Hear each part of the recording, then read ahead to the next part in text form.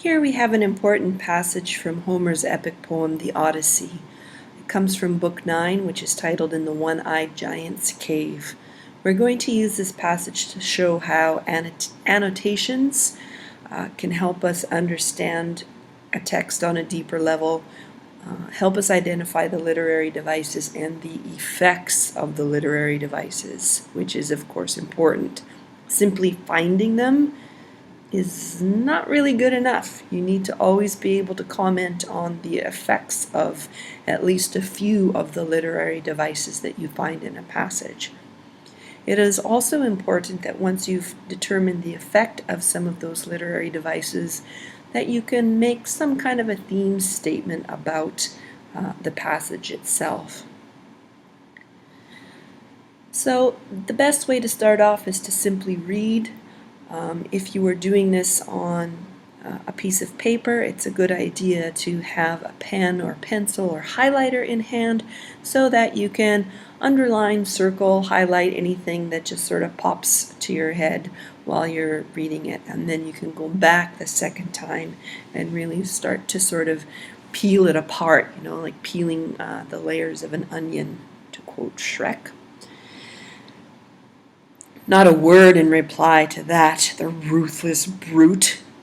Standing up, he lunged out with his hands towards my men, and snatching two at once, smashed them on the ground.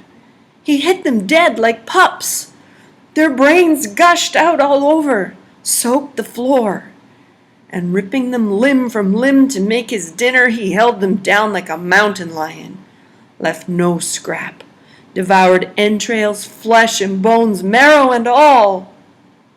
We flung our arms to Zeus.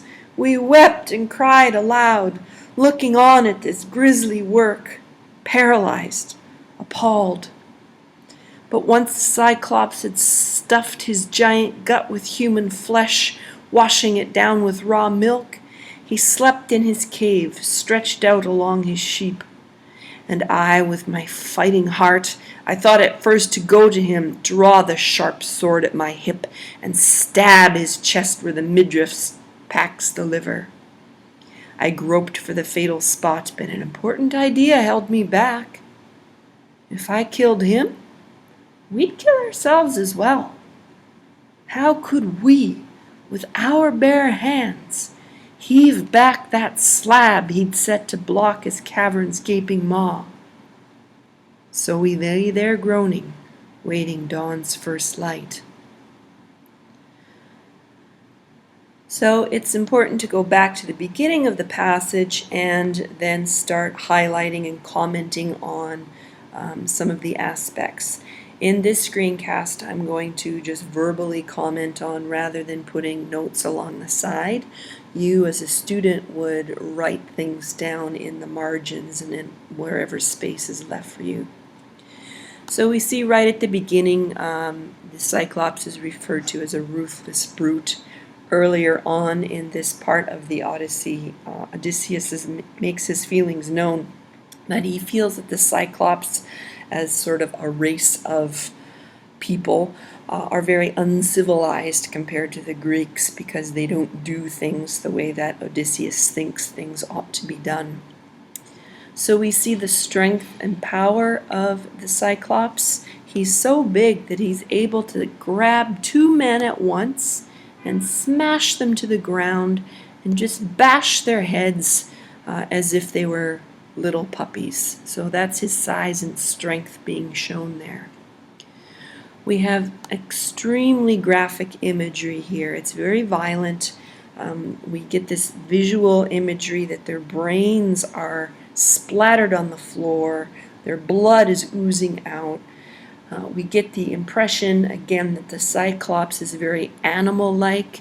He's compared to a mountain lion, and the entire way that he eats the men is again very animalistic. It's not like he takes them and cuts them up and cooks them on the fire. He just eats them raw. He just gobbles them up and leaves no scrap behind.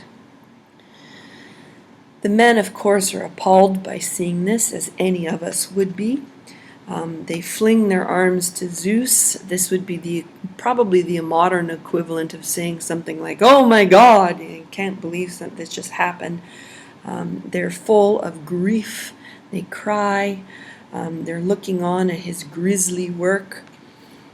They're appalled, which of course makes sense, but what's interesting to me about this little piece of passage is the word paralyzed. Knowing what I know about Odysseus as a classic hero is that he is very rarely paralyzed. If he's not physically up to something, he's always mentally working.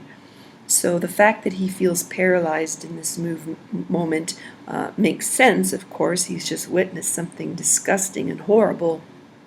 But it also shows that even as a hero, he has this moment of weakness. So the Cyclops proceeds to finish his meal by drinking some milk, and then he's full and sleepy, and he lies down to go to sleep. We have a personification of Odysseus's fighting heart. Now, of course, Odysseus, all throughout various stories about him in Greek mythology, he's always clever, and he always wants to take action. He's very much a man of action.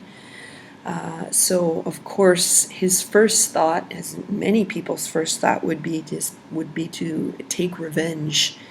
This beast has just killed 2 of his comrades, and he wants to kill the Cyclops. And he goes as far as even approaching the Cyclops and finding for just that right spot, the fatal spot, that if he stabs in there and gets the liver, that the Cyclops will die. Okay, but an important idea held me back. Again, this is very significant in terms of Odysseus. He's always thinking. So he does have this moment where he almost sort of loses control. Again, we've got this idea that's common throughout literature of passion, which is any strong emotion, versus reason, our thinking mind, where we rationally consider things. And this is his rational thought. He realizes that if he kills the Cyclops, he's dooming himself and his men to certain death, because the opening to the cave is blocked by a rock that we're told earlier in Book 9 that is impossible to move by just regular human men. Only a giant such as the Cyclops can move it. There's some important literary devices here too. The cavern's gaping maw. Okay, so we often have associations with the word cavern as being kind of a dark and scary place, and definitely this is a dark and scary place. Gaping maw, we have a personification of the cave itself. A maw can be just the opening, but in most ways the word is used as a mouth, and not just the mouth of a regular person. It's always associated with something very negative, like a monster. So the cave itself is monster-like, and of course contains the monster of Cyclops. So that word choice there of gaping maw adds to the animalistic, beast-like monster effect. In the very last line, again, if you read more of the Odyssey, we see this constant personification of dawn, not just as the time of day, but for the Greek, she was somewhat of a goddess.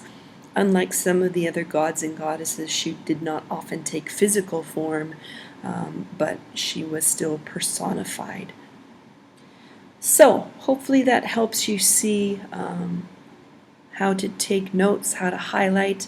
In a perfect situation, I would be able to write notes along the side here, but I've been verbally expressing this for you, so hopefully this helps you along. When you come to class next time, you'll be given a similar passage.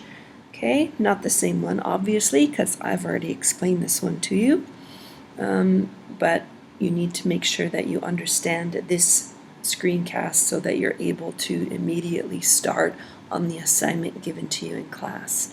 And again, focusing on an overall theme, there's a couple I think that come to mind, is that in this passage, Odysseus and his men are faced with an incredibly beastly situation, and that they have to find a way to overcome it.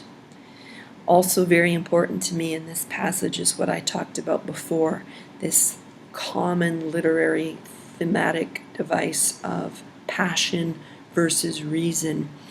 Okay? When we say passion versus reason, that's not a theme statement, that's simply a motif. What a theme statement about that is, you have to consider, what is the author trying to tell us about passion and reason? And I think it's very clear in this passage that the author, Homer, is telling us, the reader, the listener, that by choosing passion over reason can get us into a lot of trouble. So luckily for Odysseus, he does stop for a moment to think, and he chooses reason over passion, his need or his desire to want to kill the Cyclops right away.